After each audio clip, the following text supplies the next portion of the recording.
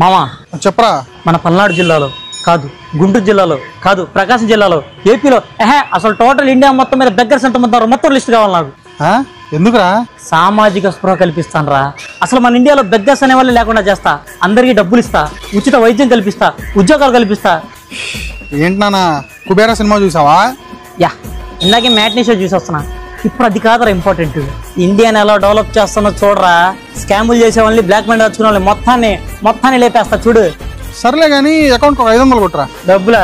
నేనేమన్నా ఉద్యోగం చేస్తానంటారా నా దగ్గర డబ్బులు ఉండడానికి? అయ్యో జాబ్ లేదు కదా, మరి ఫుడ్ ఎలా మేనేజ్ చేస్తున్నారా? ఇంట్లో మా నాన్న సంపాదిస్తున్నాడుగా, దాంతో మేనేజ్ చేస్తున్నాం.